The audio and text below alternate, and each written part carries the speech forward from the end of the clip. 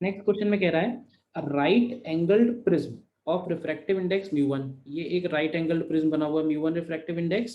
Is placed in a rectangular block and block का refractive index mu 2 है, यानी इसके लिए सराउंडिंग मीडियम म्यू 2 हो गया,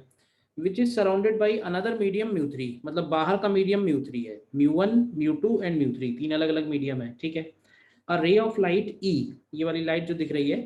इंटर्स दी rectangular block eight normal incidence. अब देखो नॉर्मल इंसिडेंस में एंटर होने की वजह से ये विदाउट डेविएशन सीधे अंदर जाएगी, ठीक है ना, जब तक कि रिफ्रैक्शन में पार्टिसिपेट नहीं करेगी। तो रिफ्रैक्शन में फर्स्ट टाइम पार्टिसिपेट इसी सरफेस पे कर रही है। तो हमें बताना है depending on relation between mu 1 mu 2 mu 3, ये जो लाइट रे है ये कब आई बनेगी, कब एफ बनेगी, कब जी बनेगी, कब एच बनेगी, ठीक है ना। तो सबसे पहले क्या करते हैं, सबसे पहले तो देखते हैं कि जब ये स्ट्रेट जा रही है विदाउट एनी डेविएशन, तो देखो विदाउट एनी डेविएशन में एक बात तो पक्की है कि इस पॉइंट पे रिफ्रैक्शन नहीं हो रहा है, और ऐसा तभी हो सकता है जब आई इक्वल टू आर हो, और आई इक्वल टू आर का मतलब ये होगा कि म्यू 1 और म्यू 2 डेफिनेटली इक्वल होंगे, ठीक है। तो ये ई से जी तभी जाएगी जब म्यू 1 इक्वल टू म्यू 2 हो, यानी कि क्यू ऑप्शन का तो डेफिनेटली 3 बनेगा। अब देखो ऐसे क्वेश्चन में थोड़ा सा दिमाग से काम लेना चाहिए। अब क्यू ऑप्शन का 3 है, तो एक बात तो पक्की हो गई कि या तो ऑप्शन ए करेक्ट होगा या फिर ऑप्शन डी करेक्ट होगा, ठीक है। अब इसमें पी चेक करने की जरूरत नहीं है, ठीक है, इसमें हम लोग आर एस में से कोई एक चेक कर सकते हैं, क्योंकि पी यहाँ पे भी 2 है और पी यहाँ पे भी 2 है, तो आर और एस में से कोई एक चेक कर लेते हैं। तो सपोज अगर हम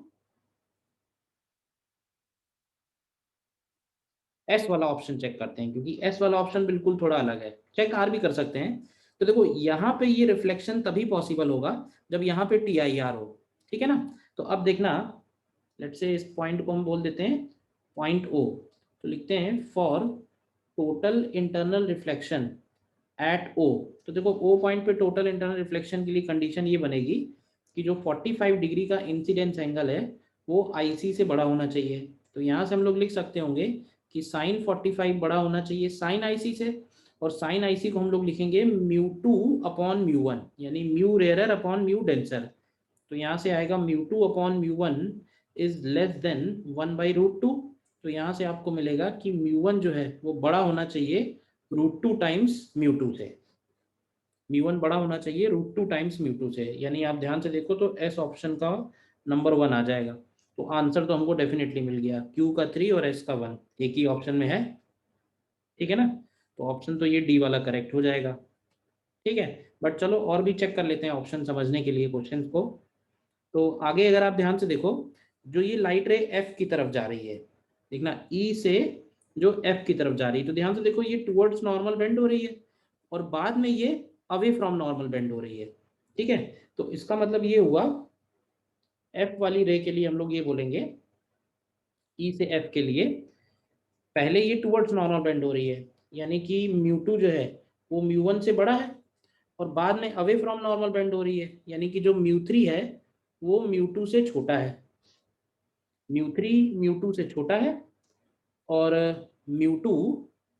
म्यू 1 से बड़ा है। तो इसका मतलब है कि ये जो P है इसका 2 ऑप्शन आएगा, खैर P का 2 आना भी चाहिए। इसी तरह से अगर हम H वाला ऑप्शन चेक करेंगे, तो H वाले ऑप्शन के लिए हम लोग बोलेंगे यहाँ पे E से H के लिए, ध्यान से देखना,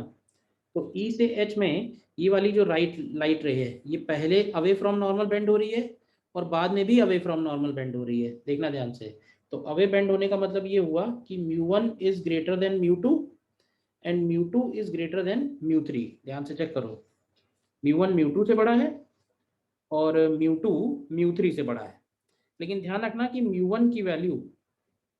म्यू 2 से बड़ी तो होनी चाहिए, लेकिन वो √2 म्यू 2 से बड़ी नहीं होनी चाहिए, क्योंकि अगर म्यू 1 √2 म्यू 2 से बड़ा हो गया तो फिर टी आई आर हो जाएगा। तो एच ऑप्शन होने के लिए कंडीशन आ जाएगी, तो ये 4 वाला ऑप्शन इसमें करेक्ट बन जाएगा, ठीक है ना।